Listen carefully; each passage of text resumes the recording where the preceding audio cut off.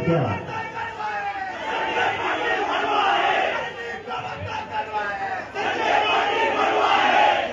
मशाली सारख्या झगडणाऱ्या माझ्या शिवसैनिक बांधवांनो, भगिनींनो, माता, मला कळतच नाही. हे थांब जरा एक मिनिट मला कळत नाहीये ते गद्दारांना आणि आपल्या विरोधकांना तर कळणं अशक्य. आज आपल्या गद्दारी झाले, तुम्ही मेहनतीने निवडून दिलेला खासदार फोडलाय, विकला गेलाय, तरी देखील शिवसैनिक खचायला तयार नाही. ते काय तरी काय नेमकं ही शक्ती कोणती आहे? जे बाळासाहेबांनी आपल्या घामण्यांमध्ये मराठी माणसाचं आणि हिंदुत्वाचं भगव्या विचाराचं रक्त टाकलेलं आहे, त्याची ही शक्ती आहे. आणि ही शक्ती भाड्याने किंवा ठोक्याने मिळत नाही, ती जन्मजात असावी लागते. त्याच्यासाठी आधी घराण्याचा इतिहास लागतो. गद्दारांच्या घराण्याला हे जमणंच शक्य नाहीये. त्यांच्याकडे स्वतःचे असं काहीच नाहीये. मी इथे येण्याच्या आधी भांडुपला गेलो होतो, तिकडे तर विराट आणखी याच्यापेक्षाही मोठी गर्दी होती. इकडे सुद्धा आहेच. आणि तिथे मी म्हटलं की काय होतं की स्वतःचं असं काहीतरी लागतं. आता मला प्रश्न असा पडलाय, यांची दाढी तरी स्वतः उगवते का ती सुद्धा भाड्याची आहे?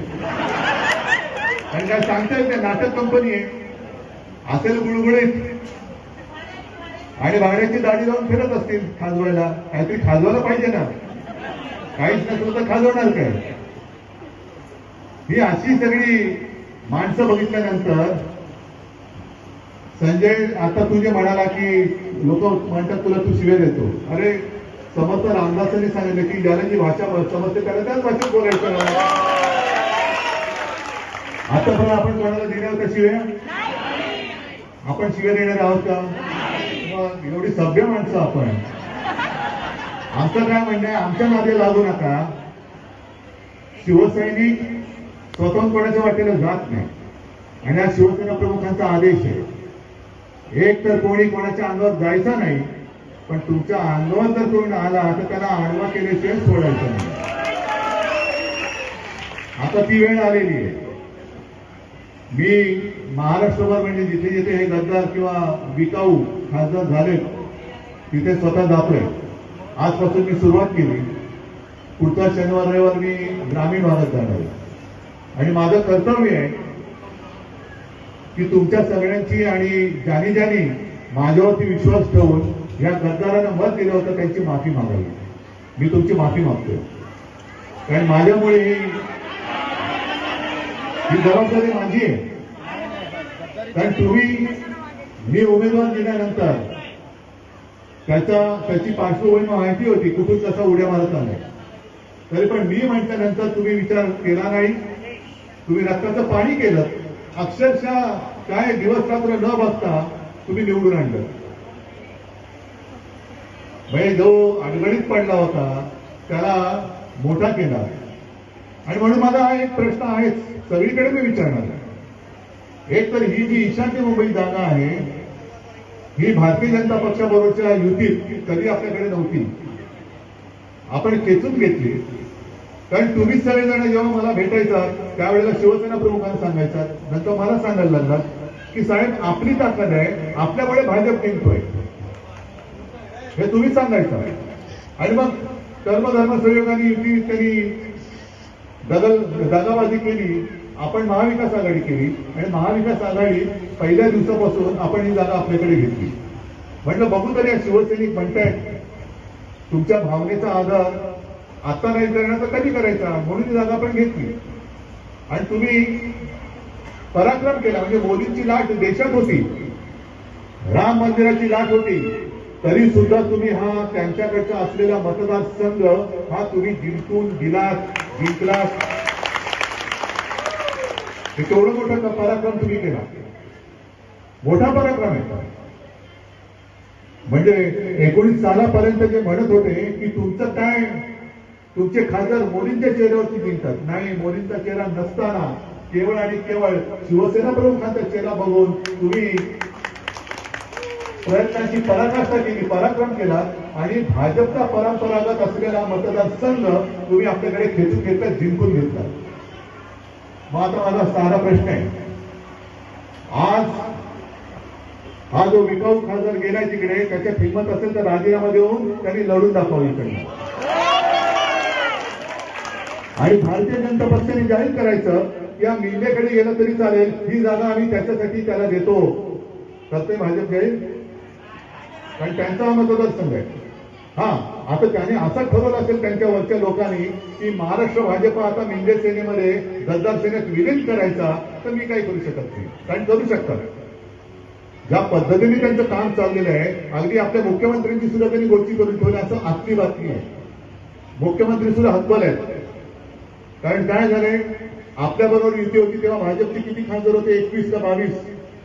युती तोडल्यानंतर किती झाले, आपले पण 9 झाले, त्यांचे पण 9 झाले आणि या गद्दाराचे 7 आले. आता आपले जर का तिकडे गेले तर मुख्यमंत्र्यापेक्षा मोठा कोण झाला, गाडी कोणाची मोठी झाली. मग उद्या जर का दिल्लीने आदेश दिला ते काय चालणार नाही, त्याचे खासदार जास्त आहेत, जा त्याच्या घरी जाऊन धुळीवाटी कर, करतील की नाही. मग निष्ठावंत भाजपवाल्यांनी काय करायचं, हेच करायचं, धुळीवाटी करायची. म्हणून मी तिथे सुद्धा कोण असतील भाजपवाले किंवा या टीव्ही चॅनल मधून वगैरे बघत असतील की अरे तुम्ही तुमच्या मनाला विचारा, तुमच्या मनाला विचारा तुम्ही काय करताय. गद्दारांच्या घरी तुम्ही धुळीवाटी करताय, त्यांच्या दाड्या पुरवळताय, यासाठी तुम्ही तुमच्या कुटुंबाकडे दुर्लक्ष करून भाजप वाढवलं. चोऱ्या तर करावं लागतात, कारण मी म्हटलं ना, यांना राजकारणामध्ये पोरच होत नाही, राजकारणामध्ये पोर होत नाही म्हणून दुसऱ्यांची चोरावी लागतात. आमच्याकडे तसं नाहीये, तुम्ही निवडणुका घ्या, मी साध्या शिवसैनिकाला उभा करेन आणि तुमच्या मदतीने जाऊन निवडून.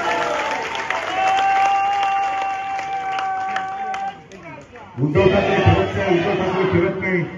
महापालिकेच्या वेळेला मला बोलता येत नव्हतं, आवाजच फुटत नव्हता, तरी सुद्धा मी तुमच्या दर्शनाला येत होतो. मला लाज वाटायला लागली की अरे मी बोलू शकत नाही, आवाज फुटत नाही, तरी तुम्ही ज्या उत्साहाने माझं स्वागत करायचं यासाठी सुद्धा येऊन गेलो होतो. जिथे जिथे जाऊ शकत होतो मी तिथे गेलो. लोकसभेला तर प्रत्येक लोकसभा मतदारसंघात मी साधारणतः फेब्रुवारीपासून सुरुवात केली होती, त्यावेळेला 24 तारीख. आणि प्रत्येक म्हणजे इथे जास्त मला घ्यावे लागले नाहीत, कारण तुम्ही आज समर्थ आहात. पण ग्रामीण भागात म्हणजे अगदी यवतमाळ, वाशिम असेल, हिंगोली असेल, परभणी असेल, धाराशिव असेल, सगळीकडे शिर्डी असेल, संभाजीनगर, सगळीकडे एका लोकसभेमध्ये साधारणतः 6 विधानसभा येतात. तुमचं कौतुक कोणत्या शब्दात करावं कळत नाही मला, कारण हे जर का दृश्य कोणी पाहिलं तर त्यांना कळणारच नाही हा सगळा उत्साह. आणि अरे तुम्ही म्हणते शिवसेना फोडली, शिवसेना शिल्लक नाही राहिली, मग हे काय, हे तुम्हाला गाड्याला बसलेली शिवसैनिक आहे. ज्याला असं वाटतं शिवसेना संपली, त्याला गाड्याला बसलेले आसुसलेले शिवसैनिक आहेत. आदेश काय, यांना संपवायचं, गाडून निवडणुकीमध्ये आता यांना डिपॉझिट जप्त करून टाकायचं आणि आजपासून त्या निवडणुकीच्या तयारीला लागला. एक किंवा गद्दार इकडे तोंड वर करून विजयी झालो म्हणून येता कामा नये, कोणी येता कामा नये. येईल तर परत एकदा आपल्या शिवसेनेचा हक्काचा खासदार असेल, आमदार असेल, नगरसेवक असेल, जो कोणी येईल तो अत्तर भगवा घेतलेला शिवसैनिक येईल, दुसरा कोणी येणार नाही. एवढीच तयारी करा. सगळ्यांना धन्यवाद देतो. जय हिंद, जय महाराष्ट्र. पोचवली आणि मोदींच्या लाटेत, मोदींच्या विरोधात आपले मशालीवरचे, आपल्या हक्काचे, मोदींच्या चेहऱ्याशिवाय 9 खासदार तुम्ही निवडून आणले होते. 10 आपला 10वी जागा ठेवली. आणि म्हणून जो एक प्रश्न आहे की समजा ही जागा मी घेतलीच नसती, कुठे गेला असता हा? जागा घेतली असती आणि तिकीट नसतं दिलं, कुठे गेला असता? आज निवडून नसता, निवडून आला नसता किंवा खासदार झाला नसता तर एवढा हमीभाव मिळाला असता? हा काय धंदा झाला का? हा धंदा झालाय का आता की उमेदवारी नाही मिळत नाही, इकडे उमेदवारी मिळत नाही, तिकडे जाऊन निवडून यायचं, हमीभाव वाढवायचा आणि इकडनं तिकडे यायचा. धंदा असेल हे धंदेवाले त्यांच्या घरी बसवाय, धंदा चालणारे आपल्याकडे चालत नाही. इकडे निष्ठेला किंमत आहे, विष्ठेला किंमत नाहीये.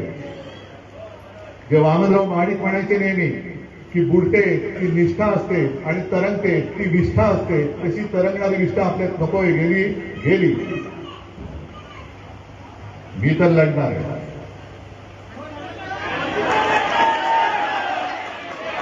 मी नाही थांबू शकत. मी लढतोय, तुमच्यासाठी लढतोय. आज शिवसेना का खतम करायला निघाले? कारण यांना महाराष्ट्र गिरायचं आहे. जे काल मी मगाच्या सभेत बोललो, एका उपऱ्याने सांगितलं की कोण शिवसेना प्रमुख. अरे उपरायच तू. ही शिवसेना भूमिपुत्रांच्या न्याय हक्कासाठी शिवसेना प्रमुखांनी जन्माला घातली. का? कारण उपऱ्यांचं अतिक्रमण होत होतं. त्या शिवसेनेचं नेतृत्व एक उपरा माणूस ठरवणार, हे मान्य आहे तुम्हाला?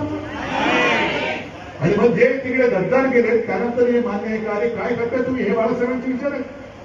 भूमिपुत्रांच्या न्याय हक्कासाठी, मराठी माणसाच्या न्याय हक्कासाठी लढणाऱ्या शिवसेनेचा विजय असतो, ही आपली पहिली घोषणा. आणि त्या संघटनेचा प्रमुख कोण असावं हे बाहेरचा माणूस ठरवतोय आणि हा तिकडे त्याचे तळवे टाकतोय. हे बाळासाहेबांचे विचार. ताट मारेने सांगायला पाहिजे कधी मी आज सांगतोय की हिंदू हृदय सम्राट एकमेव शिवसेना प्रमुख बाळासाहेब ठाकरे होते, दुसरा कोणी होऊ शकत नाही. शिवसेना प्रमुख सुद्धा एकमेव हिंदू हृदय सम्राट बाळासाहेब ठाकरे, दुसरा शिवसेना प्रमुख होणे नाही. आणि म्हणून मी ज्यावेळेला पक्षाची जबाबदारी स्वीकारली तेव्हा शिवसेना प्रमुख पद, मी शिवसेना प्रमुख स्वतःला म्हणत नाही, मी म्हटलं पक्षप्रमुख म्हणा. पण शिवसेना प्रमुख म्हटल्यानंतर एकच व्यक्ती, दुसरे कोणी हे सोम्या गोम्या सगळी लोक भाजपमध्ये चालतात. कोण आता भाजपचा अध्यक्ष माहिती का? नाव माहिती? कोणालाच माहित नाही. हे कोणाचं काही चालतं. म्हणजे एक दिवस असा येईल की भाजपचा अध्यक्ष काँग्रेसमधून आलेला सुद्धा होईल. काँग्रेस मुक्त भारत, पण काँग्रेस युक्त भाजप. सगळे भाजपवाले काँग्रेसवाले तिकडे जाऊन बसतील, भाजपचा ताबा घेतील, यांना काय सत्ता मिळते? हे असं नाही चालणार. आज जी तुमच्या मनामध्ये आणि हृदयामध्ये आग भडकलेली आहे ती पुढची निवडणूक जिंकेपर्यंत कायम राहिली पाहिजे. दुसरे आता लोक आहे गद्दाराचं करायचं काय, खाली लोक नाही, तुमचे हात आणि पाय हे निवडणुकीच्या तयारीला लागले पाहिजे आजपासून. निवडणूक कधी होऊ दे, आपण आव्हान देतोय. आव्हान स्वीकारणारा मर्द असतो, गद्दार असू शकत नाही. त्याच्यामुळे मला माहिती आहे की गद्दार हे आव्हान स्वीकारणार नाही. गद्दार हे आव्हान स्वीकारणार नाही. पुढचे 3 वर्ष तुम्हाला ही आग मशाल धंद्याची ठेवावी लागेल. ठेवायची तयारी आहे? हे सतत जे काही चाललेलं आहे की निवडून आलं की फोड, निवडून आलं की फोड, ही एकदा जी काही कुटील मानसिकतेची आणि विकाऊ वृत्तीची माणसं असतील ती विकली जातात, ती गेली तरी चालतील. पण जोपर्यंत त्यांना मोठी करणारी माझी निष्ठावंत शिवसेना प्रमुखांचे मावळे माझ्या सोबत आहेत तोपर्यंत मला यांची कोणाची पर्वा नाही.